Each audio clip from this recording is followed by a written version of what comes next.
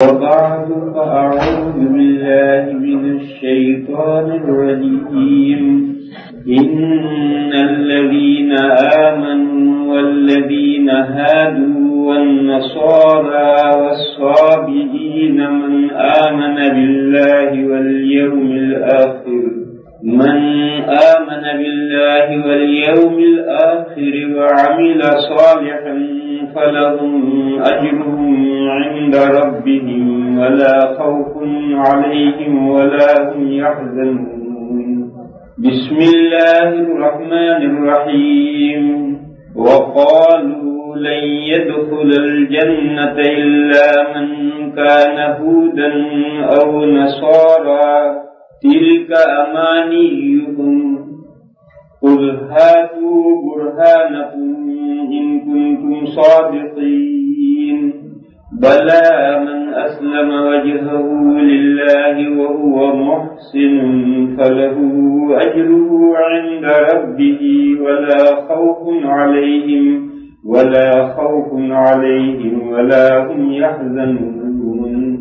قرآن کریم نے کئی جگہ 3 جگہ پچھلی امتوں کی ایک غلط فہمی دور کی.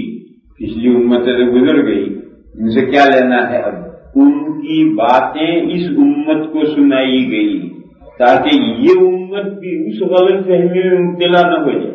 اس مضمون کو سمجھنے سے پہلے 2 باتیں ذہن میں رکھنی چاہیے. کبھی آپ حضرات نے سوچا قرآن کریم یہود و نصارہ کے مسالک اور معائب، ان کی گمراہیاں اور ان کی خرابیوں کے بیان سے بھرا پڑا ہے؟ قرآن کو کیا لینا ہے اس سے؟ یہود و نصارہ ان کی برائیاں، ان کی خرابیاں، ان کو قرآن میں بیان کرنے کا کیا فائدہ ہے؟ یہ تو اس امت کے لیے کتاب ہے. ان کی برائیاں اور قبائح اور معائب اور مسالک بیان کرنے کا کیا مقصد ہے؟ قرآن کریم کی پہلی سورت ایک پاؤ ختم نہیں ہوا، پہلے پارے کا ایک پاؤ ختم نہیں ہوا کہ یہ مضمون شروع ہو گیا. یا بنی اسرائیل اذکروا نعمتی التی انعمت علیکم واوفوا بعہدی اوف بعہدکم وایای فارہبون. اور آدھے پارے سے زیادہ بلکہ پون پارا مسلسل یہی مضمون گیا ہے. پھر اسی آیتوں پر جا کر کے اس مضمون کو پورا کیا. یا بنی اسرائیل اذکروا نعمتی التی، اسی آیتوں پر جا کر تقریباً پون پارا یہود کے اور نصارہ کے کم یہود کے معائب اور مسالک بیان کیے گئے کہ یہود میں یہ خرابیاں پیدا ہوئی، یہ خرابیاں پیدا ہوئی، یہ خرابیاں پیدا ہوئی. یہ ساری خرابیاں کیوں بیان کی گئی ہیں؟ یہ اس امت کو سنائی گئی ہیں کیونکہ یہ خرابیاں اس امت میں بھی آگے جا کر پیدا ہونے والی ہیں. نبی پاک صلی اللہ تعالی علیہ وسلم نے ایک نہایت اعلیٰ درجے کی صحیح حدیث میں یہ ارشاد فرمایا ہے کہ لَتَتَّبِعُنَّ سَنَنَ مَنْ قَبْلَكُمْ حَذْوَ النَّعْلِ بِالنَّعْلِ. فرمایا تم ضرور بھی ضرور گزشتہ لوگوں کے طریقے پر، نقش قدم پر، راہوں پر چلو گے، بالکل سیم ہو بہو، جیسے ایک چپل دوسرے چپل کے سیم ہوتا ہے، کوئی دونوں چپلوں میں فرق نہیں ہوتا. اسی طریقے پر انہی کے نقش قدم پر ہو بہو چلو. اگر ان میں سے کوئی گروہ کے سوراخ میں بل میں گھسا ہے، حضور نے فرمایا میری امت میں بھی ایسے لوگ ہوں گے جو گھو کے بل میں گھسیں گے، یعنی خطرناک کام کریں. اگر ان امتوں میں سے کسی نے اپنی ماں سے منہ کالا کیا تو حضور نے فرمایا میری امت میں بھی ایسے پیدا ہوں گے جو اپنی ماں سے منہ کالا کریں. صحابہ نے پوچھا کہ یہ پچھلے جن کے نقش قدم پر یہ امت ضرور چلنے والی ہے، اس پچھلے لوگوں سے، گزشتہ لوگوں سے کون مراد ہیں؟ یہود و نصارہ مراد ہیں؟ حضور نے فرمایا فمن، یہود و نصارہ مراد نہیں تو اور ہے کون مراد؟ یہی یہود و نصارہ ہے. پچھلی نیرسٹ جو امت ہے، اس امت سے قریب ترین جو امت ہے وہ یہی. نبی پاک صلی اللہ تعالی علیہ وسلم سے 500-600 سال پہلے عیسیٰ علیہ السلام ہوئے ہیں. 500-600 سال تو بہت زیادہ نہیں ہوتے. اور 2500 سال پہلے موسیٰ علیہ السلام ہوئے ہیں. تو موسیٰ علیہ السلام کی شریعت تو دور ہے، مگر اس کا ضمیمہ عیسیٰ علیہ السلام کی شریعت ہے.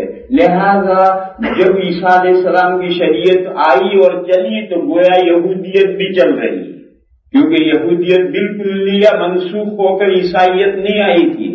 انجیل سپلیمنٹری تھا تورات کا، ضمیمہ تھا اس کا. آج ہی امام صاحب نے یہ آیت پڑھی ہے، مصدقا لما بین یدی من التوراۃ ولأحل لکم بعض الذی حرم علیکم. حضرت عیسیٰ علیہ السلام نے فرمایا کہ میں تورات کی تصدیق کرنے کے لیے آیا ہوں. تورات میں کچھ چیزیں تم پر حرام کی تھی، وہ اب ان کی حلت کا میں اعلان کروں گا، یعنی ان کے احکام میں تھوڑی بہت تبدیلی میں کروں گا. اصل میں عیسیٰ علیہ السلام تورات ہی کے ساتھ مبعوث ہوئے تھے، اور انجیل تو تورات کا ضمیمہ تھا. اور آج بھی بائبل میں نیو ٹیسٹمنٹ اولڈ ٹیسٹمنٹ ایک ہی ساتھ چلتے. لہٰذا یہ کہنے کو دو ہیں، یہودیت عیسائیت کہنے کو دو ہیں، مگر حقیقت میں ایک ہی. لہذا اس امت سے جو نیئرسٹ امت ہے وہ یہ ہے، قریب ترین امت یہ ہے. اس لیے اس کے احوال پوری تفصیل کے ساتھ بیان کیے گئے ہیں کہ جو خرابیاں اس امت میں رونما ہوئی ہیں وہ ساری خرابیاں اس امت میں رونما ہونے والی. اور یہ جو 2 آیتیں میں نے پڑھی ہیں جن میں غلط فہمی کا ازالہ کیا گیا ہے، یہ دونوں آیتیں ان الذین آمنوا والذین ہادوا اور وقالوا كونوا نصارى وقالوا لن يدخل الجنة الا من كان هودا او نصارى، یہ دونوں آیتیں یہی جو یہود کی خرابیاں بیان کی گئی ہیں انہی کے درمیان میں یہ آیتیں آئی ہیں. اور وہ اس لیے سنائی گئی ہے کہ جیسے یہ گمراہیاں ان میں پیدا ہوئی، یہ خرابیاں غلط فہمیاں ان میں پیدا ہوئی، یہ آگے جا کر اس امت میں پیدا ہوں. دوسری بات، قرآن جس وقت نازل ہوا ہے اس وقت اس امت کا پہلا قافلہ تھا صحابہ کرام کا.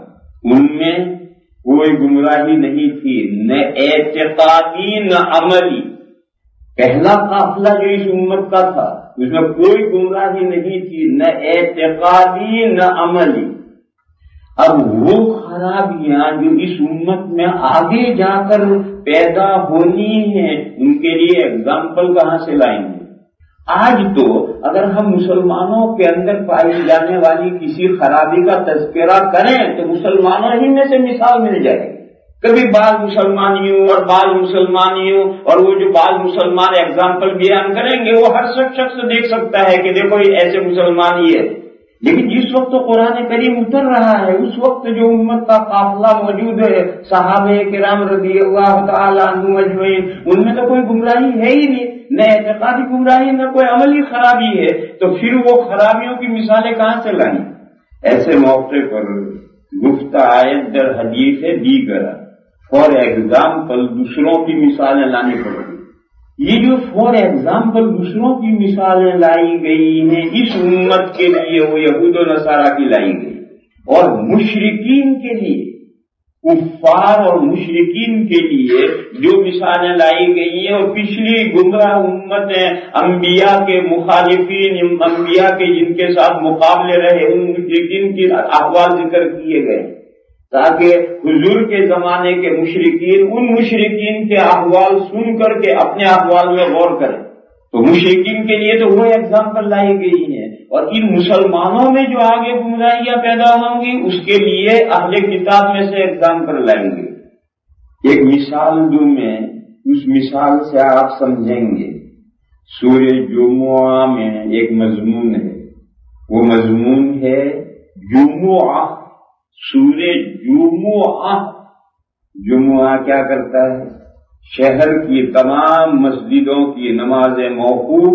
اب جمعہ کی نماز ایک جگہ ہوگی، سارے نمازی یہاں سمٹ آئے. آپ کہیں کہ آج کل تو ہر 1.5 اینٹ کی مسجد میں جمعہ ہو رہا ہے، بلکہ بعض مسجدوں میں 2-2 3-3 جمعے ہو رہے ہیں. یہ سب حالات اور بگاڑ، کہیں بگاڑ کا نتیجہ ہے، کہیں حالات کا تقاضا ہے. اصل یہ ہے کہ پورے شہر میں جمعہ ایک جگہ ہو، 2 جگہ جمعہ نہیں ہو. جمعہ کے دن سب مسجدوں کی جماعتیں ظہر کے موقوف اور سارے مسلمان ایک جگہ جمع ہوں گے، جمعہ ایک جگہ ہوگا۔ تو جیسے جمعہ سب نمازیوں کو ایک جگہ سمیٹ لیتا ہے، اسی طریقے پر نبی آخر الزمان صلی اللہ تعالی علیہ وسلم کی تشریف آوری سے دنیا میں ہر ملک اور ہر قوم اور ہر خطے میں جو نبوتوں کے اور ہدایتوں کے سلسلے جاری تھے وہ سارے سلسلے حضور کی ذات میں سمیٹ لیے گئے۔ اس لیے یہ مضمون سورہ جمعہ میں آیا ہے۔ فرمایا هو الذی بعث فی الامیین رسولا منہم، اللہ وہ ہستی ہیں جنہوں نے امیوں میں انہی میں سے ایک رسول بھیجا، نبی پاک صلی اللہ تعالی علیہ وسلم۔ امی کا ترجمہ نہیں کیا جائے، امی کا ترجمہ نہیں کیا جائے، یہ ٹائٹل ہے، سرنیم ہے، اور سرنیم کے ترجمے نہیں ہوتے۔ یہ سرنیم ہے جزیرت العرب، عربک پیننسولا۔ اس جزیرت العرب میں حضرت اسماعیل علیہ السلام کی اولاد یعنی مضر اور ربیہ، اور اس کے علاوہ قحطانی قبائل جو یمن ان کے جب یمن میں رہتے تھے، تو عدنانی اور قحطانی یہ دو قبیلے پورے جزیرت العرب کے اندر بستے تھے۔ ان کا ٹائٹل اور سر نیم تھا امی۔ اس کا ناخواندہ ترجمہ نہیں کرنے کے لیے یہ جو امیین ہیں، اور ان کو امیین 4 وجہ سے کہا جاتا ہے، اس بحث میں ہم جائیں گے، بات لمبی ہو جائے گی۔ بہرحال امیین کا ترجمہ ان پڑھ ترجمہ نہیں کرنا، وہ پڑھا لکھا ہے تو ابھی امی ہے اور نہیں پڑھا ہے تو ابھی امی ہے، وہ تو ان کا سرنیم ہے۔ ان میں اللہ تعالیٰ نے انہی میں سے ایک نبی بھیجے جو 4 کام کریں گے، یتلو علیہم آیاتی، قرآن کریم کی آیتیں پڑھ کر سنائیں گے اسے۔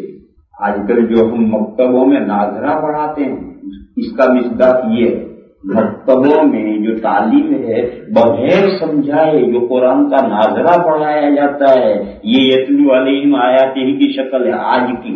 وَيُعَلِّمُهُمُ الْكِتَابَ، یہ قرآن سکھلائیں گے، اور ان قرآن کے علاوہ حکمت سکھلائیں گے۔ وہ جو حضور نے حکمت سکھلائی ہے وہی احادیث شریفہ ہے۔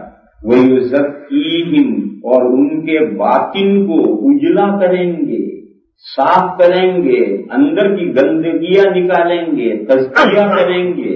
یہی وہ تزکیہ ہے جس کا سلوک اور احسان اور زہد اور تصوف میں محنتیں کی جاتی ہیں۔ آدمی کسی کامل کے ساتھ، پیر کے ساتھ جڑتا ہے، اپنی برائیاں اور اپنی خرابیاں اس کے سامنے ڈکلیئر کرتا ہے، وہ ان خرابیوں کو دور کرنے کی تدبیریں سمجھاتا ہے۔ تزکیہ، یہ 4 کام حضور کریں گے۔ وَإِن كَانُوا مِن قَبْلُ لَفِي ضَلَالٍ مُّبِينٍ، فرمایا کہ عرب کے لوگ ایک لمبے عرصے سے جہالت میں ڈوبے ہوئے ہیں، مگر اب اللہ نے انہی میں سے ایک پیغمبر بھیجا ہے جو یہ 4 کام کرے۔ اس نے 4 کام کیے کتنے دنوں میں؟ 100 200 500 سال میں نہیں، کل 23 سال میں۔ حضور کی جو مدت نبوت ہے وہ کل 23 سال ہے۔ 13 سال ہجرت سے پہلے گئے ہیں، 10 سال ہجرت کے بعد گئے ہیں، اور 13 سال جو ہجرت سے پہلے گئے ہیں، آپ تاریخ میں دیکھیے اس میں کتنے مسلمان ہوئے تھے؟ 100 200 300 زیادہ سے زیادہ ہوں گے۔ جو مسلمانوں کی ایمان لانے والوں کی بڑی تعداد تو مدنی زندگی میں ہے، یعنی 10 سال میں حضور نے یہ کام کر دیے اور ایک ایسی امت تیار کر دی۔ شیخ شیرازی، دانائے شیراز، یہ کہنے پر مجبور ہوئے، یتیم کہ نہ کرتا قرآن درست، کتب خانے چند ملت مشش۔ ایک یتیم لڑکا جس نے پڑھنا بھی کسی سے نہیں سیکھا، حضور نے کہا کسی مکتب میں پڑھا ہے، کہاں پڑھنا سیکھا ہے؟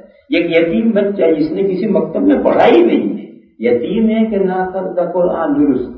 10 سال کے عرصے میں اتنے علوم بیان کر دیے کہ آج اسلامی علوم پر جو کتابیں ہیں اگر لمبائی میں نہیں چوڑائی میں رکھو تو پوری زمین کو گھیر لے۔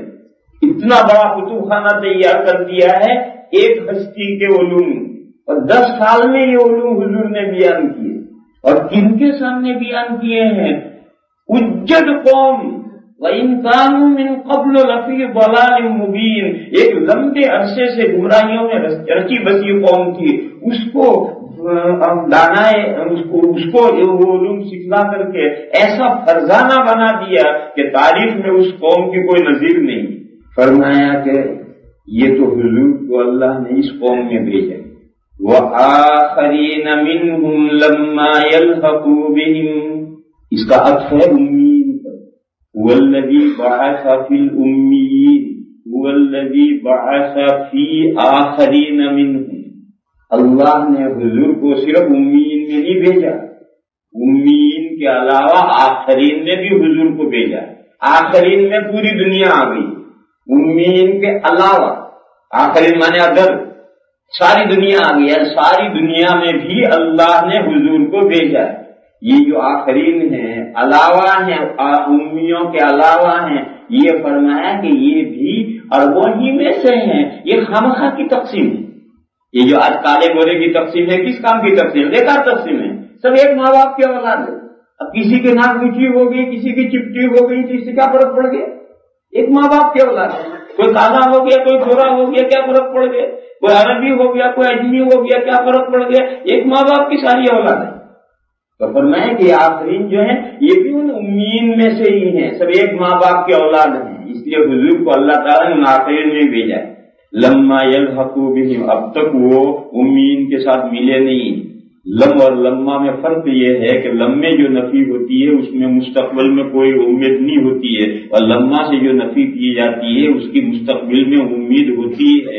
لما یأتی بعد، ابھی تک نہیں آیا، یعنی ہم امید باندھے بیٹھے ہیں۔ تو فرمایا کہ یہ ابھی تک نہیں ملے ہیں، مگر آئندہ یہ اربوں کے ساتھ امین کے ساتھ مل جائیں گے۔ کون ملائے گا؟ وَهُوَ الْعَزِيزُ الْحَكِيمُ۔ اللہ کی یہ دو صفتیں ذکر کی گئی، یہی دو صفتیں ذکر کی گئی ہیں قرآن میں ایک دوسری جگہ پر۔ اوس اور خزرج میں دشمنی تھی، لڑائی تھی اتنی سخت کہ اس کو الفاظ میں تعبیر کرنا مشکل ہے، لیکن اللہ نے حضور پاک صلی اللہ تعالی علیہ وسلم کے ذریعے اوس و خزرج کی لڑائی ختم کر دی۔ هُوَ الَّذِي أَلَّفَ بَيْنَ قُلُوبِهِمْ لَوْ أَنفَقْتَ مَا فِي الْأَرْضِ جَمِيعًا مَا أَلَّفْتَ بَيْنَهُمْ وَلَكِنَّ اللَّهَ أَلَّفَ بَيْنَهُمْ إِنَّهُ هُوَ الْعَزِيزُ الْحَكِيمُ۔ اللہ زبردست ہے، حکمت والے ہیں۔ جب ان کی حکمت کا فیصلہ ہوگا ان کے لیے کسی چیز کو جوڑ ملا دینا کیا مشکل ہے۔ وہی دو صفتیں یہاں ہیں، وَآخَرِينَ مِنْهُمْ لَمَّا يَلْحَقُوا بِهِمْ وَهُوَ الْعَزِيزُ الْحَكِيمُ۔ اللہ بڑے زبردست ہیں، حکمت والے ہیں، جب ان کا حکمت کا فیصلہ ہوگا تو ان آخرین کو امین کے ساتھ ملانے میں کوئی وقت نہیں لگے گا۔ اس صورت میں حضور کی امت کو دو حصوں میں تقسیم کیا گیا ہے۔ دو حصوں میں کیوں تقسیم کیا ہے؟ ایک حصے میں حضور کو بذات خود کام کرنا ہے، اور دوسرے حصے میں حضور کی بعثت کا کام پہلی امت کے واسطے سے ہو، یعنی صحابہ اٹھیں گے اور صحابہ وہ دین لے کر کے آگے پہنچیں گے۔ حضرت شاہ ولی اللہ صاحب علیہ الرحمٰن نے اس کو یوں تعبیر کیا ہے کہ حضور کی بعثت دوہری ہے، اور گزشتہ تمام انبیاء ان کی بعثت ایک گہری تھی، حضور کی بعثت دوہری ہے۔ ایک امین کی طرف حضور بھیجے گئے ہیں بلا واسطہ، جب امین میں کام پورا ہوا تو آیت نازل ہوئی اذا جاء نصر اللہ والفتح، اور حضور کو یہ اطلاع دی گئی کہ آپ کا کام دنیا میں پورا ہو گیا ہے، آپ ہمارے یہاں آنے کی تیاری کی۔ اور ساری دنیا کی طرف جو حضور کی بعثت ہے وہ صحابہ کے واسطے سے، اس لیے یہاں هُوَ الَّذِي بَعَثَ فِي الْأُمِّيِّينَ کو الگ کیا جس میں حضور کو خود کام کرنا ہے، اور وآخرین کو الگ کیا، واو سے عطف کیا۔ واو سے عطف جو ہوتا ہے وہاں من وجہ مغایرت ہوتی ہے، من وجہ اتحاد ہوتا ہے۔ اتحاد تو اس اعتبار سے ہے کہ یہ دونوں حصے حضور کی امت کے ہیں، اور مغایرت یوں ہے کہ ایک حصے میں حضور کو خود کام کرنا ہے، دوسرے حصے میں صحابہ کے ذریعے کام ہو۔ یہاں سمجھنے کا خاص نقطہ یہ ہے کہ نبی کے لیے معصوم ہونا ضروری ہے یا نہیں؟ اگر نبی کے لیے معصوم ہونا ضروری ہے تو صحابہ کے لیے بھی معصوم ہونا ضروری ہے، اس لیے کہ جیسے حضور امین کی طرف مبعوث ہیں، حضور ہی کے نائب بن کر صحابہ آخرین کی طرف مبعوث ہیں۔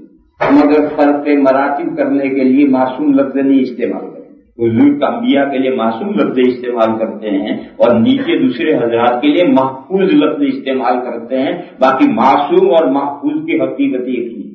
جیسے نبیوں کے ہاتھ سے جو خرق عادت امور ظاہر ہوئے اس کے لیے معجزہ لفظ استعمال کرتے ہیں، جن کے زیر کے ساتھ معجزہ، جن کا زیر۔ اردو میں ہم زبر بول لیتے ہیں، یہ غلط، عاجز کرنے والا واقعہ معجزہ۔ اور ایسے ہی خرق عادت امور اولیاء سے ظاہر ہو اس کو کرامت کہتے ہیں۔ باقی کرامت اور معجزے میں فرق ہو کچھ نہیں، وہ بھی خرق عادت ہے۔ عادت کے خلاف ایک بات ہوتی ہے، عام طور پر جو روٹین ورک ہے کائنات کا اس سے ہٹ کر ایک کام ہوتا ہے وہ معجزہ کہلاتا ہے۔ ایسا ہی 2 روٹی ہوتے ایک آدمی کا پیٹ بھرے گا اور 2 روٹی سے 500 کا پیٹ بھر جائے تو یہ معجزہ ہو۔ کیوں؟ یہ روٹین ورک نہیں ہے کائنات کا کہ 2 روٹی سے 500 آدمیوں کا پیٹ بھرے، یہ نہیں ہے، 2 روٹی سے ایک ہی آدمی کا پیٹ بھرتا ہے۔ لیکن اگر کسی موقع پر 2 روٹی سے 500 آدمیوں کا پیٹ بھر جائے تو اگر یہ بات نبی کے ہاتھ سے ظاہر ہو تو یہ معجزہ ہے، اور یہی بات کسی ولی کے ہاتھ سے ظاہر ہو تو وہ کرامت ہے۔ تو کرامت اور معجزہ کی حقیقت ایک ہے، مگر فرق مراتب کرنے کے لیے نبیوں کے لیے معجزہ استعمال کرتے ہیں، اولیاء کے لیے کرامت استعمال کرتے ہیں۔ اسی طریقے پر انبیاء کرام کے لیے عصمت اور معصوم لفظ استعمال کرتے ہیں، صحابہ اور اولیاء کے لیے یہ لفظ نہیں استعمال کرتے، حفاظت اور محفوظ لفظ استعمال کرتے ہیں۔ اور یہ لفظ میں نہیں استعمال کر رہا، حضرت حذیفہ نے استعمال کیا ہے، لقد علم المحفوظون من اصحاب رسول اللہ صلی اللہ علیہ وسلم الی آخری۔ حضرت حذیفہ سے سوال کیا، حضرت حذیفہ ایک بڑے صحابی، ان سے سوال کیا تھا کہ ایسے آدمی کی نشاندہی کیجیے جو حضور پاک صلی اللہ تعالی علیہ وسلم سے نہایت قریبی مشابہت رکھتا، ایسے آدمی کی نشاندہی کیجیے تاکہ ہم اس کے پاس جائیں، پڑھیں، ان سے علم حاصل کریں، ان کی صحبت میں رہیں۔ تو اس سوال کے جواب میں حضرت حذیفہ نے یہ جملہ استعمال کیا، بخاری میں ہے، ترمذی شریف میں، لقد علم المحفوظون من اصحاب رسول اللہ صلی اللہ علیہ وسلم ان اقربهم شبعا وذلا وصمتا۔ ابن مسعود کہا صحابہ کرام جو محفوظ ہیں وہ جانتے ہیں کہ تمام صحابہ میں حضور پاک صلی اللہ تعالی علیہ وسلم سے طریقے میں، اخلاق میں، مینر میں، انداز میں قریب ترین مشابہت رکھنے والے ابن مسعود ہیں، لہذا جاؤ ابن مسعود سے پڑھو، ان سے علم حاصل کرو۔ خیر اس میں مجھے یہ جو جملہ انہوں نے استعمال کیا تھا، لقد علم المحفوظون من اصحاب رسول اللہ صلی اللہ علیہ وسلم، یہ لفظ مجھے آپ کو بتلانا ہے کہ محفوظ اور معصوم ایک ہی چیز ہے، حقیقت میں ان کی دونوں ایک ہی ہے، وہ فرق مراتب کرنے کے لیے معصوم لفظ استعمال کرتے ہیں یا محفوظ لفظ استعمال کرتے ہیں۔ یہ مضمون میں خاص طور پر اس لیے کھول رہا ہوں کہ اس زمانے میں کچھ لوگ ایسے پیدا ہوئے ہیں جن کا یہ خیال ہے کہ صحابہ ہم میں کیا فرق ہے، ہمارے بھی 2 کان تھے، ان کے بھی 2 کان تھے، ہمارے بھی 2 ہاتھ تھے، ان کے بھی 2 ہاتھ تھے، ہماری بھی 2 ٹانگیں، ان کی بھی 2 ٹانگیں، ہم بھی گناہ کرتے ہیں، صحابہ بھی گناہ کرتے تھے، صحابہ نے شراب بھی پی ہے، صحابہ سے مردوں سے عورتوں سے زنا کا صدور بھی ہوا ہے، تہمتیں بھی انہوں نے لگائی ہیں، اپنے اور صحابہ میں کوئی فرق ان کے دماغوں میں نہیں۔ اس لیے مضمون میں خاص طور پر کھول کر بیان کر رہا ہوں۔ صحابہ کرام میں نے کہا تھا کہ یہ حضور کی دوہری بعثت جو ہے اس میں صحابہ مبعوث ہیں، اور جب انبیاء کے لیے عصمت ضروری ہے تو صحابہ کے لیے حفاظت ضروری ہے۔ اور رہا یہ سوال کہ ہمارے بھی 2 کان ہیں، ان کے بھی 2 کان تھے، یہ کیا بات تھی؟ نبیوں کے بھی 2 کان تھے، وہ کوئی 3 کان تھوڑے رکھتے تھے انبیاء، ان کے بھی 2 ہاتھ تھے، 2 پیر تھے، جیسے ہمارے 2 ہاتھ ہیں، نبیوں کے بھی 2 ہاتھ تھے، ہمارے 2 پیر ہیں، نبیوں کے بھی 2 پیر ہیں، لہذا یہ کہو کہ ہم اور انبیاء سب برابر ہیں، لا حول ولا قوت الا باللہ۔ ہاں وہ سوال ٹھیک ہے کہ صحابہ سے بھی گناہ کا صدور ہوا ہے، شراب پینا بھی ثابت ہے، زنا کرنا بھی مردوں سے عورتوں سے ثابت ہے، سزائیں جاری ہوئی، انہوں نے تہمتیں بھی لگائی۔ اس کا جواب بڑا تفصیلی ہے اور عقل مند کے لیے تفصیلی جواب کی ضرورت نہیں، اس کے لیے اشارہ کرنا کافی ہے۔ وہ اشارہ کروں میں سوچتے رہیے، صحابہ کے 3 دور، مکہ کے 13 سال، مدینہ کے 10 سال اور حضور کے بعد کے 100 سال. حضور کے بعد صحابہ 100 سال تک زندہ رہے ہیں. آخری صحابی کا انتقال ہوا ہے 110 سال میں. لہذا جس کا جی چاہے صحابہ کی تاریخ اٹھاؤ. مکہ کے 13 سال میں کتنے واقعات پیش آئے جس میں صحابہ سے گناہ صادر ہوئے. ڈھونڈو تاریخ پہ ایک واقعہ نہیں ملے گا. مکی دور میں 13 سال کا دور ہے. اس 13 سال میں آپ کو ایک واقعہ نہیں ملے گا. نہ کوئی شراب پینے، شراب تو جائز تھی اس وقت، زنا کرنے کا کوئی واقعہ ملے گا، چوری کرنے کا کوئی واقعہ ملے گا. کوئی گناہ کا کوئی واقعہ آپ کو 13 سال میں صحابہ میں نہیں ملے گا. نبی پاک صلی اللہ تعالی علیہ وسلم کی آنکھ بند ہوئی. اس کے بعد صحابہ دنیا میں 100 سال رہے ہیں. اس 100 سال کی صحابہ کی تاریخ پڑھو، آپ کو صحیح روایت سے کوئی ایک واقعہ نہیں ملے گا کہ ان 100 سال میں کسی صحابی سے اس طرح کا کوئی گناہ ہوا کہ کسی صحابی نے چوری کی ہو، مرد یا عورت نے، کسی صحابی نے زنا کیا ہو، مرد یا عورت نے، کسی صحابی نے شراب کی ہو، مرد یا عورت نے. کوئی صحیح سند سے کوئی واقعہ نہیں ملے گا. 1-2 واقعے شراب پینے کے ہیں، ان کی سند صحیح نہیں. اور کسی بڑے آدمی کی طرف کوئی برائی منسوخ کرنے کے لیے صحیح سند چاہیے. 2 واقعے ہیں شراب پینے کے صحابہ کا، دونوں کی سند صحیح نہیں. یہ 100 سال ہے. 100 سال کا عرصہ کوئی معمولی نہیں ہوتا ہے. اس 100 سال میں کسی صحابی مرد اور عورت سے کوئی گناہ صادر نہیں ہوا. 13 سال میں کوئی نہیں ہوا. بیچ میں مدنی زندگی کے 10 سال ہیں. اس 10 سال میں یہ سارے واقعات پیش آئے ہیں. سوچو، جو جماعت پچھلے 13 سال میں دودھ میں دھلی ہوئی تھی، جو جماعت حضور کے دنیا سے جانے کے بعد 100 سال تک دودھ میں دھلی ہوئی رہی، آپ میں 10 سال میں نالائق کیسے ہو گئی؟ جو ادھر بھی پاک صاحب جماعت کی، ادھر بھی پاک صاحب. گڑبڑ ہوتی تو حضور کی وفات کے بعد میں صورتحال بگڑتی، مگر نہیں بگڑی. 100 سال تک کوئی نہیں بگڑی. تو یہ مدینہ کے جو 10 سال ہیں ان میں یہ واقعات کیوں پیش آئے؟ آخر انسان کی عقل سوچے کہ اتنے اچھے لوگ جو آگے بھی اتنے اچھے، یہ بیچ میں 10 سال کیوں بگڑ گئے؟ ناممکن ہے یہ. اگر کوئی سوچنا چاہے تو یہ تو ہو سکتا ہے کہ پہلے دور میں ٹھیک تھا، دوسرے دور میں ٹھیک تھا، تیسرے دور میں بگڑ گئے. حضور دنیا سے چلے گئے، نگرانی نہیں رہی تو جماعت بگڑ گئی. یہ تو عقل قبول کرتی ہے. لیکن جو یہاں بھی 13 سال میں کوئی گناہ مجھ سے نہیں ہوا، 100 سال میں کوئی گناہ نہیں ہوا، جبکہ نگران کوئی اللہ کے علاوہ دنیا میں موجود نہیں ہے، تو پھر مدنی زندگی میں یہ سارے واقعات کیوں پیش آئے؟ میرے بھائیوں، یہ واقعات اس لیے پیش آئے تھے کہ ان سے متعلقہ آیتیں نازل کرنی. ان آیتوں کو سمجھنے کے لیے پہلے ایک واقعہ رونما کرنا تھا، اور واقعے کے چرچے ہونے تھے، اور لوگوں کی ذہنوں میں اس کی اہمیت پیدا ہونی تھی. پھر اس کے بعد متعلقہ حکم نازل ہوگا تو کوئی کچھ سمجھانا نہیں پڑے گا. آیت پڑھ کے سنا دو اور حضور اس پر عمل کر لیں گے، فوراً ساری بات سمجھ میں آ جائے. اور اسی وجہ سے جس واقعے کو جہاں پیش لانا ضروری تھا، دیکھو ایک لوگوں کے ذہنوں میں ایک معمولی بات کسی سے کہہ دیا کہ یہ تو بدکار ہے، زنا کرتا ہے. اب لوگ اسے معمولی بات کہتے ہیں، ایک دوسرے پر تہمت لگا ڈالیں، مرد پر عورت پر. اسلام کی نظر میں یہ اتنا سنگین جرم ہے کہ اس کی سزا 80 پڑے. کوئی سوچے کہ اگر کسی نے کسی سے کہا کہ ارے وہ زانی کیا کر رہا ہے، ارے فلاں زانی ہے، فلاں مرد یا فلاں عورت، اتنا لفظ کہنے سے 80 پڑے، اتنی بڑی بھاری سزا. اب اس کو سمجھاتے سمجھاتے تھک جاؤ کہ اتنے تہمت، زنا کی تہمت لگانے میں اتنی بھاری سزا کا کیا مطلب؟ چنانچہ واقعہ رونما ہوا. نبی پاک صلی اللہ تعالی علیہ وسلم کے گھر میں جو حضور پاک صلی اللہ تعالی علیہ وسلم کی سب سے چہیتی بیوی تھی، حضرت عائشہ پر زنا کی تہمت لگائی منافقین نے، اور اس کی وجہ سے سارا مدینہ بےتاب ہو گیا. خود حضور پاک صلی اللہ تعالی علیہ وسلم پریشان.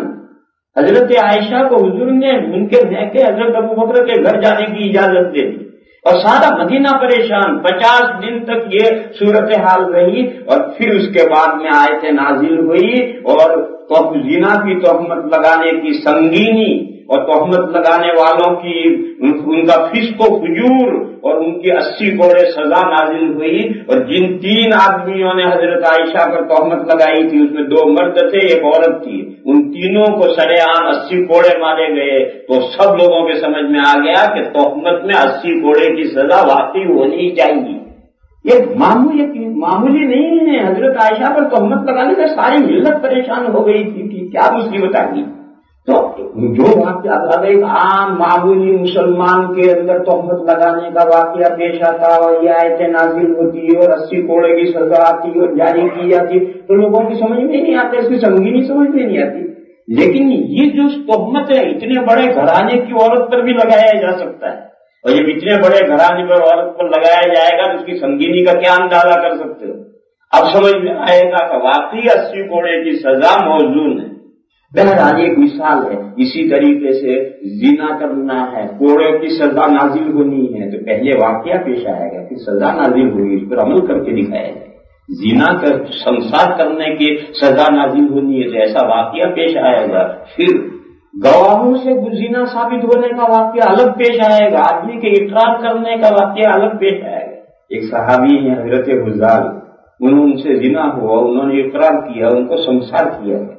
ان کے سنسار ہونے کے بعد ایک شخص نے ان کے حق میں کوئی کلمہ توہین کا استعمال کیا کہ بڑا نالائق تھا، زنا کیا، کتے کی موت مارا گیا۔ تو حضور نے اتنا سخت ڈانٹا اور فرمایا کہ وہ تو حذال، میں نے نام غلط کیا ان کا نام ہے مائز، حضرت مائز کے بارے میں حضور نے فرمایا وہ تو جنت کی نہروں میں غوطے کھا رہا ہے اور تو یہاں بیٹھا بیٹھا اس کی غیبت کر رہا ہے۔ یہ وہ صحابی ہے جن کو زنا کی وجہ سنسار کیا گیا ہے، حضور نے فرمایا وہ تو جنت کی نہروں کے اندر غوطے کھا رہا ہے اور تو اس کی برائی کر رہا ہے۔ اس کا مقام وہ ہے، لیکن وہ واقعہ بہرحال صحابہ میں پیش آئے گا، جبھی تو انہیں سنسار کیا جائے گا، ان آیتوں پر عمل کیا جائے گا۔ عیسائیوں میں، یہودیوں میں، مشرکین میں زنا کے واقعے پیش آئیں گے تو ان آیتوں کو وہاں کیسے جاری کریں؟ ایک عورت سے زنا کا صدور ہوا اور وہ سنسار کی گئی، اور جب اس کا جنازہ آیا تو حضور جنازہ پڑھانے کے لیے تشریف لے جانے لگے تو حضرت عمر نے روکا کہ یا رسول اللہ یہ تو وہ عورت ہے جس کو زنا میں سنسار کیا گیا ہے۔ حضور نے فرمایا عمر اس عورت نے ایسی توبہ کی ہے کہ اگر اس توبہ کو ایک پوری سٹی پر پھیلا دیا جائے تو سب کی مغفرت۔ اور حضور آگے بڑھے اور حضور نے اس کی نماز جنازہ پڑھائی۔ تو یہ ان کے ان احوال کے حالات میں واقعات پیش آئے ہیں، کیونکہ وہ واقعات پیش آئیں گے تبھی تو متعلقہ آیتیں نازل ہوں گی، اور وہ متعلقہ آیتیں نازل ہو کر ان پر عمل کر کے دکھایا جائے گا تبھی تو وہ آیتیں سمجھ میں آئیں گی۔ تو تشریع کی مصلحت سے یہ واقعات پیش آئے ہیں۔ مختصر جملہ، تشریع مانے قانون سازی، تشریع کی مصلحت سے مدنی زندگی کے جو 10 سال ہیں ان میں یہ واقعات پیش آئے ہیں۔ مکہ میں ضرورت نہیں تھی، کوئی واقعہ نہیں پیش ہے۔ حضور کے بعد 100 سال ضرورت نہیں رہی، کوئی واقعہ پیش نہیں ہے، کوئی صحیح سند سے واقعہ نہیں۔ لہذا یہ جو مدنی زندگی میں کچھ واقعات ہیں جن سے کچھ لوگ عقل کے اوچھے ادھورے ان واقعات سے یہ سمجھتے ہیں کہ ہمارا صحابہ کا ایک مقام ہے جیسے ہم ایسے صحابہ۔ میرے بھائیو ایسا نہیں ہے، اگر نبیوں کا مقام ہم سے الگ ہے کیوں وہ مبعوث ہیں، تو صحابہ کا مقام بھی ہم سے الگ ہے اس لیے کہ وہ بھی مبعوث ہیں۔ دوہری حضور کی جو بعثت ہے، پہلی بعثت حضور کی جزیرۃ العرب کی طرف ہے اور دوسری بعثت آخرین کی طرف ہے، اور آخرین تک صحابہ حضور کے دین کی دعوت لے کر پہنچے۔ اور وہ جو آیت کریمہ ہے کنتم خیر امۃ اخرجت للناس، حضرت عمر نے یہ فرمایا ہے کہ خاصۃً فی اصحاب محمد، یہ آیت کریمہ صحابہ کے بارے میں نازل ہوئی۔ ساری امت مسلمہ کنتم خیر امۃ کا مصداق نہیں ہے، حضرت عمر فرما رہے ہیں۔ آپ سوچئے یہ شیعہ حضور کی امت میں ہیں، بولو ہیں کیا خیر امتن کا مصداق ہوں گے؟ وہ جب گمراہ ہیں تو گمراہی کے ساتھ وہ خیر امت بنیں گے؟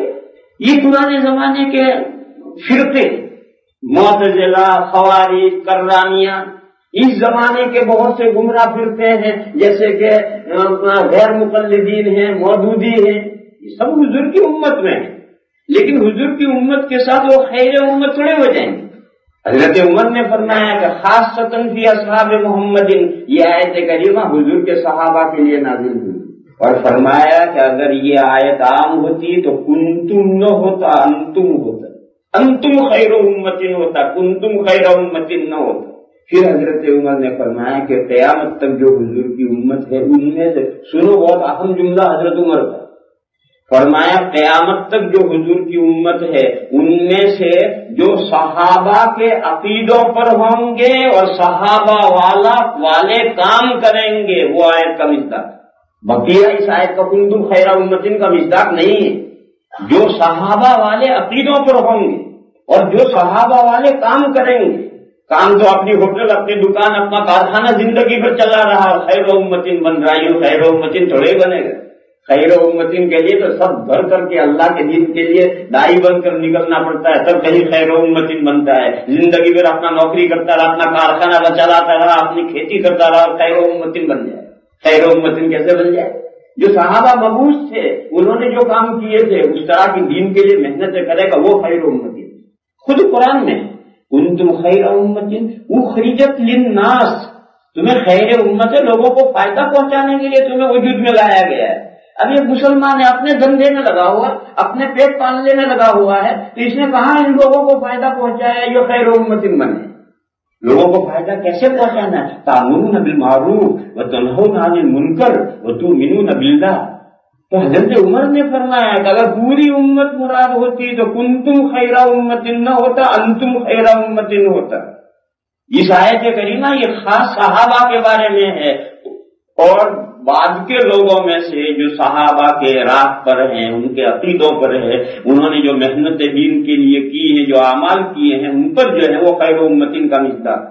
حضرت عمر کے اس سلسلے میں 3 روایتیں ہیں، اور وہ 3 روایتیں جسے دیکھنی ہو یہیں کہیں مسجد میں حیات الصحابہ رکھی ہوگی، وہاں یوسف صاحب کاندلوی ہوگی۔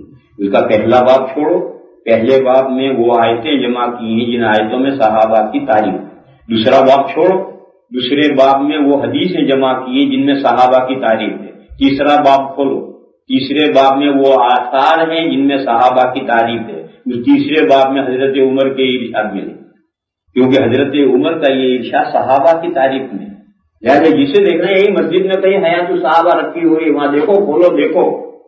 تو میں یہ کر رہا تھا میرے بھائیوں کہ صحابہ کرام رضی اللہ تعالیٰ عنہم کا ایک مقام ہے، ان کی ایک شان ہے، ان پر دین کا سارا مدار ہے۔ دنیا میں چوڑائی میں دین صحابہ نے پہنچایا ہے اور لمبائی میں بھی دین صحابہ نے پہنچایا ہے۔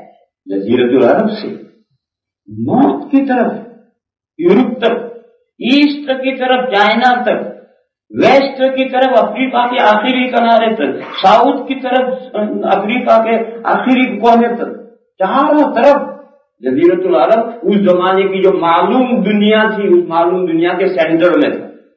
اس وقت جو دنیا معلوم تھی، اس معلوم دنیا کے سینٹر میں جزیرۃ العرب ہے۔ وہاں سے صحابہ کوئی ویسٹ میں چلا، کوئی نارتھ میں چلا، کوئی ساؤتھ میں چلا، کوئی ایسٹ میں چلا، اور جہاں تک پہنچ سکتے تھے صحابہ وہاں تک پہنچے۔ یہ چوڑائی ہے، دنیا کی چوڑائی میں ساری دنیا کے اندر دین صحابہ نے پہنچایا تھا۔ صحابہ کو کیا ضرورت پڑی تھی کہ وہ استنبول کی سردیاں سہنے کے لیے وہاں پہنچے؟ صحابہ کو کیا ضرورت پڑی تھی کہ بھروچ کے ساحلوں سے جا کر ٹکرائے اور بھروچ کے وہاں جا کر کے اترے؟ انہیں کیا ضرورتیں پڑی تھی؟ مالاباد تک صحابہ کو جانے کی کیا ضرورتیں پڑی تھی؟ وہ مبعوث تھے، وہ داعی تھے، وہ دین لے کر کے اٹھے۔ تو چوڑائی میں بھی دین صحابہ نے پہنچایا ہے، اور قیامت کی طرف لمبائی میں دین وہ بھی صحابہ نے پہنچایا ہے۔ اگر صحابہ قابل اعتبار نہیں رہتے تو چوڑائی میں بھی دین قابل اعتبار نہیں رہے گا، لمبائی میں بھی دین قابل اعتبار نہیں۔ مقام امت میں ایک ممتاز مقام ہے۔ تو میں تو یہ عرض کر رہا تھا کہ حضور کی امت کو 2 حصوں میں تقسیم کی، هو الذی بعث فی الامیین اور وآخرین میں صحابہ جائیں۔ پھر یہ فرمایا ذالک فضل اللہ یؤتیہ من یشاء واللہ ذو الفضل العظیم۔ فرمایا کہ یہ جو دین ہے جو اللہ نے بھیجا ہے یہ اللہ کا ایک فضل ہے، یہ سب کو نہیں ملے گا فضل، جس کو اللہ تعالیٰ چاہیں گے دیں گے۔ یہ آیت کریمہ آئی ہے آخرین کے ساتھ، امیین کے ساتھ یہ نہیں آئے۔ اسی لیے امام ابو حنیفہ علیہ الرحمہ کا مذہب یہ ہے کہ امیین سے یا تو ایمان لاؤ یا لڑو، جزیہ قبول نہیں، ان کو ان کے کفر پر برقرار نہیں رکھا جا سکتا۔ اور آخرین یا تو ایمان قبول کریں، نہیں تو اپنا جزیہ دے کر کے اپنے مذہب پر رہ سکتے ہیں، کیونکہ خود قرآن میں اشارہ ہے ذالک فضل اللہ یؤتیہ من یشاء واللہ ذو الفضل العظیم۔ خیر، یہاں تک تو مضمون ہوا، اب فوراً ایک دوسرا مضمون شروع ہو رہا ہے۔ مثل الذین حملوا التوراۃ ثم لم يحملوها كمثل الحمار يحمل اسفارا۔ فرمایا ایک ایگزامپل سنو، وہ لوگ جن کو زبردستی تورات دی گئی، لینا نہیں چاہتے تھے، زبردستی تھوپی لو لا دی گئی، مگر پھر انہوں نے اس پر عمل نہیں کیا۔ تورات ان پر زبردستی دی گئی، ان پر لا دی گئی، مگر انہوں نے اس پر عمل نہیں کیا۔ ان کی مثال ہے جیسے گدھا، منکی ہے گنکی، جس کے اوپر قرآن حدیث بھر دو، سب گدھے پر کتابوں کا بوجھ بھر دو، قرآن بھر دو، حدیث بھر دو، بخاری مسلم ابو داؤد ساری گدھے پر بھر دو۔ گدھے کو کیا کرے؟ زعفران کا ٹوکرا بھر کے گدھے کے سامنے رکھو، کرے گا سب۔ یہ کتاب قرآن حدیث بخاری مسلم یہ گدھے کے اوپر کیا فائدہ اس کا؟ فرمایا یہ ایگزامپل سن لو۔ سوال یہ ہے کہ یہاں تو حضور کا اور حضور کی امت کا اور امت کے دو حصوں کا اور یہ سب تذکرے ہو رہے ہیں، یہ یہود کا ذکر کہاں سے آ گیا کہ جن کو تورات ڈالی گئی، جن پر وہ اٹھانا نہیں چاہتے تھے مگر زبردستی انہیں دی گئی تورات، مگر پھر انہوں نے اس پر عمل نہیں کیا، تو ان کی مثال گدھے کی ہے جس کے اوپر کتابیں لا دی گئی۔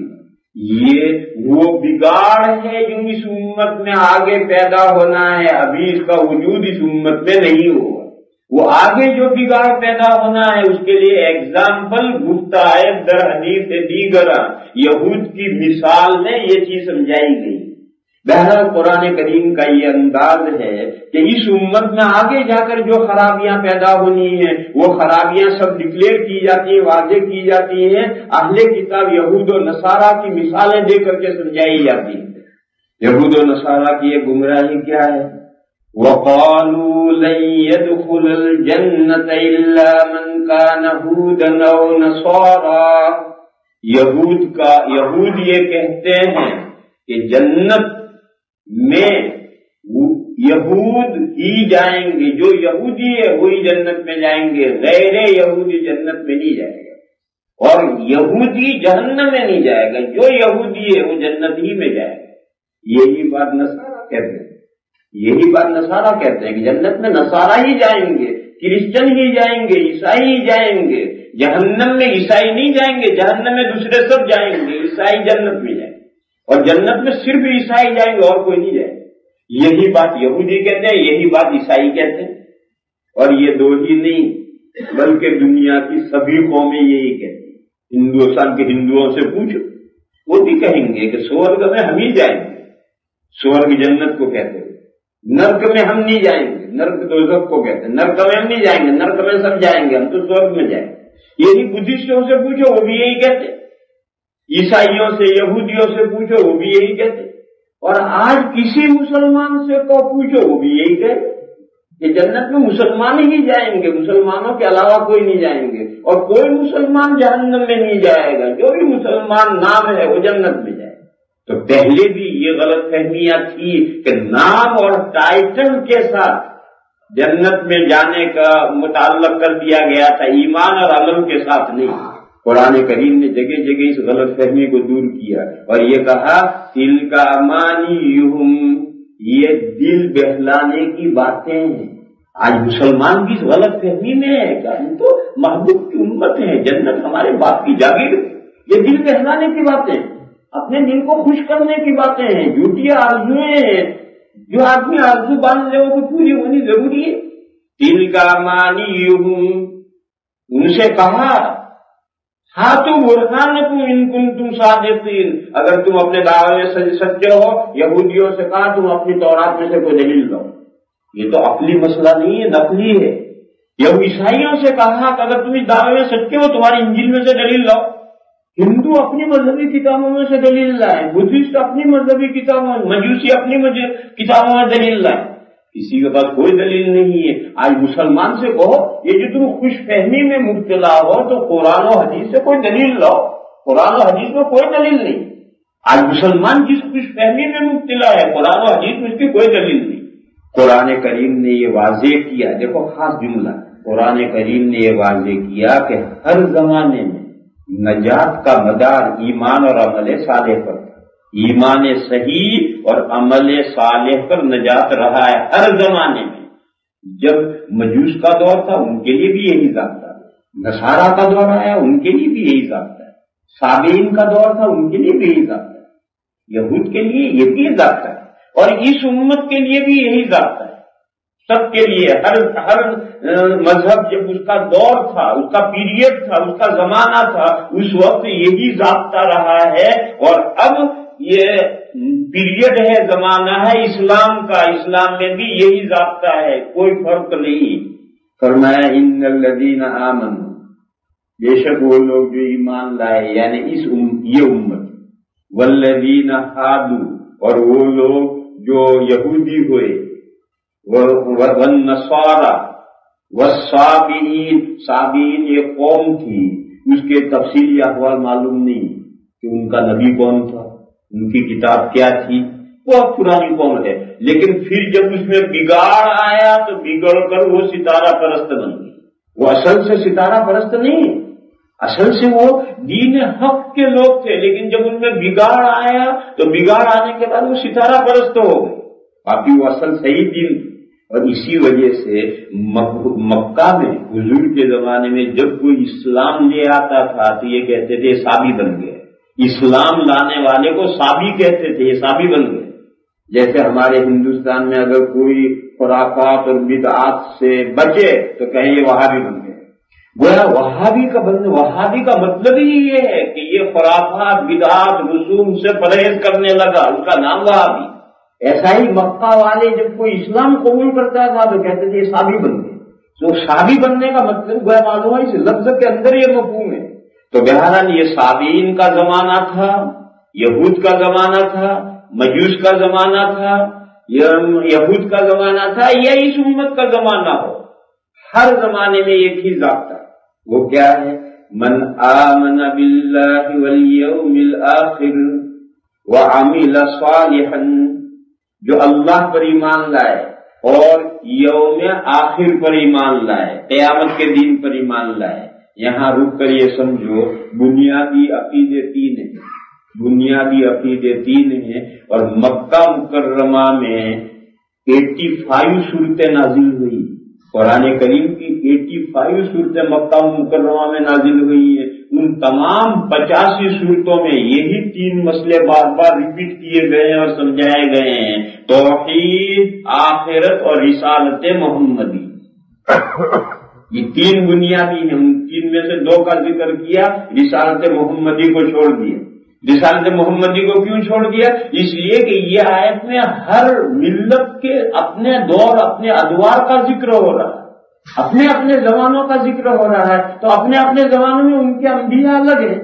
اگر وہاں توحید اور آخرت کے ساتھ حضور کی رسالت کا ذکر کریں گے تو کیسے ذکر کیا جائے گا؟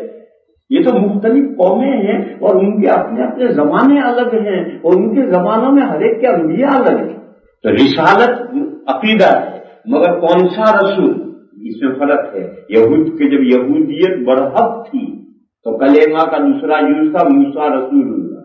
جب عیسائیت برحق تھی یعنی اس کا پیریڈ تھا تو کلمہ کا دوسرا جز تھا عیسیٰ رسول اللہ۔ جب حضرت ابراہیم علیہ السلام کا پیریڈ تھا، وہ مذہب حق تھا، تو کلمہ کا دوسرا جز تھا ابراہیم رسول اللہ۔ جب حضور کا زمانہ آیا اور پچھلے مذاہب ختم ہو گئے اور منسوخ ہو گئے اور حضور کا پیریڈ آیا تو کلمہ کا دوسرا جز ہے محمد رسول اللہ۔ ان سب میں رسالت کا جو عقیدہ ہے وہ مشترک۔ آپ موسیٰ رسول اللہ کہیں تو بھی رسالت، آپ عیسیٰ رسول اللہ کہیں تو بھی رسالت، آپ ابراہیم رسول اللہ کہیں تو بھی رسالت، آپ محمد رسول اللہ کہیں تو بھی رسالت۔ اب کون سا زمانہ ہے، کس رسول کا ہے؟ اس رسول کی رسالت یہ کلمہ کا دوسرا جز ہے۔ تو یہاں رسالت محمدی کا اس لیے ذکر نہیں کیا گیا کہ یہ مختلف زمانوں کی اقوام ہیں، ان کے ادوار الگ الگ ہیں، اور ان کے زمانے اور پیریڈ الگ الگ ہیں، اور ان کے زمانوں میں ان کے انبیاء اور ان کے رسول الگ ہیں۔ تو اب یہاں کسی ایک رسول کا ذکر نہیں ہو سکتا، اس لیے فرمایا کہ ان میں سے جو اللہ پر ایمان لایا، یوم آخرت پر ایمان لایا، وہ عمل صالح اور نیک کام کی، نیک کام اور نیگیٹو اور پازیٹو، جو اللہ نے کرنے کو کام کہیں ان کا کرنا یہ نیک کام ہے، اور جن کاموں کے سے بچنے کا حکم ہے، گناہ ان سے بچنا یہ نیک کام۔ فلہم اجرہم عند ربہم ولا خوف علیہم ولا هم یحزنون، ان کو ان کے کاموں کا بدلہ اللہ کے یہاں ملے گا، کوئی ڈر اور خوف ان کے لیے نہیں ہوگا۔ یہ ہر زمانے میں یہی ضابطہ رہا ہے، آج بھی یہی ضابطہ ہے۔ جو یہ کہتے ہیں کہ یہودی ہی جنت میں جائیں گے، یہ ان کی جھوٹی آرزو ہے۔ جو کہتے ہیں عیسائی ہی جنت میں جائیں گے، یہ جھوٹی آرزو ہے۔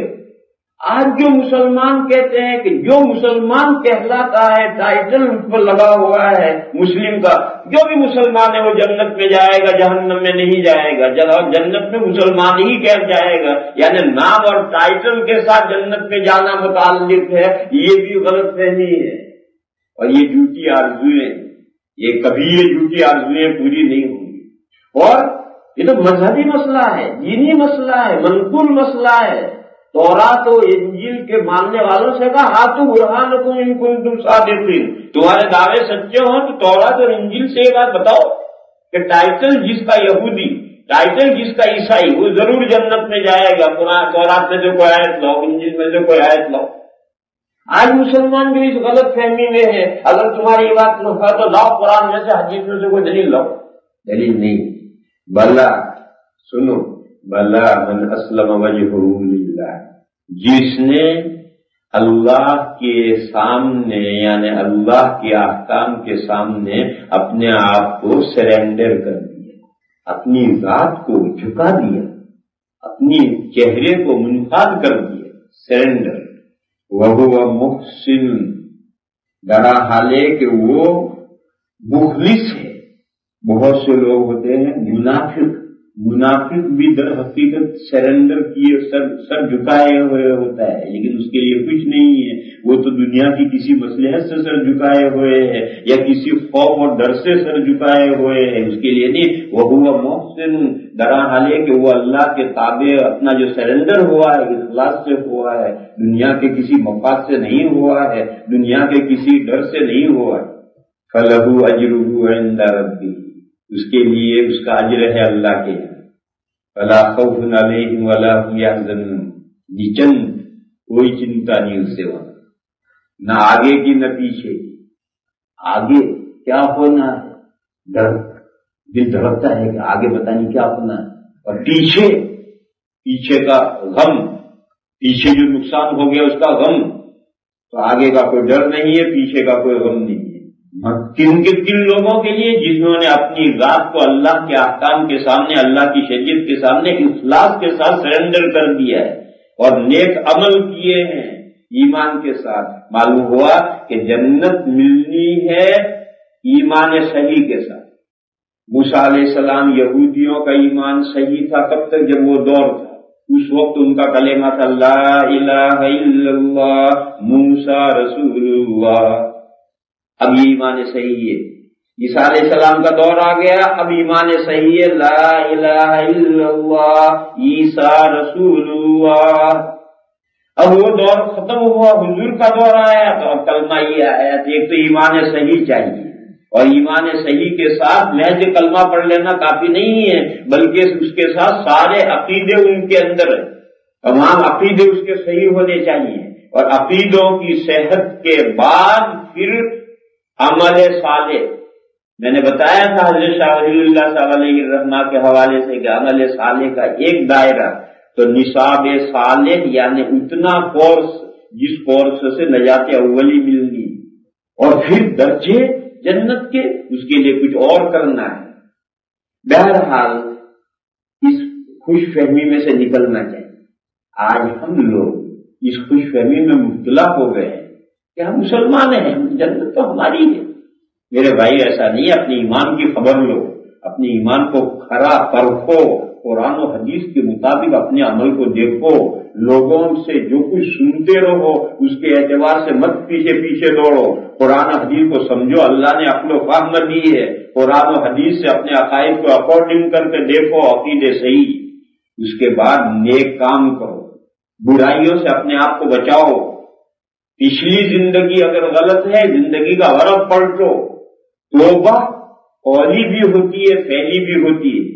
یہ ماہ مبارک ہے، اس مبارک مہینے میں جو بہترین گھڑیاں ہیں، یہ گھڑیاں پھر ہاتھ نہیں آئیں گی، لہٰذا اس مبارک مہینے میں اپنے زندگیوں کو پلٹو، اگر بری ہے تو اچھائی کی طرف لاؤ، اچھی زندگیاں ہیں تو اور ان زندگیوں کو ترقی دو۔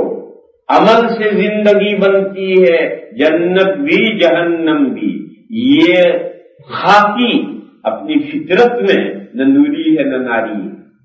انسان اپنی پیدائش میں نہ جنتی ہے نہ دوزخی، جنتی یا دوزخی اچھے برے عمل سے بننا ہے، لہذا اس حقیقت کو اچھی طرح سے ذہن سے بوجھو، سمجھو اور اس کے مطابق اپنی زندگیوں کو ڈھالو۔ وقت ابھی ہاتھ سے گیا نہیں، اللہ تعالیٰ بندے کی توبہ آخر وقت تک قبول کرتے ہیں، مگر بندہ کرے تو توبہ۔ اللہ تعالیٰ ہم کو توفیق عطا فرمائے کہ ہم اس مضمون کو سمجھیں اور سمجھ کر کے اس کے مطابق اپنی زندگیوں کو ڈھالیں اور ڈالیں، اور اللہ تعالیٰ ہمیں ہمارے ایمان کو کھرا اور مضبوط فرمائے، اور ہمیں گناہوں سے ہماری حفاظت فرمائے، اور اعمال صالحہ کی ہمیں توفیق عطا فرمائے۔ وآخر دعوانا ان الحمد للہ۔ اللهم صل وسلم وبارك على سيدنا ومولانا محمد وعلى آل سيدنا ومولانا محمد بعدد من صلى وسلم۔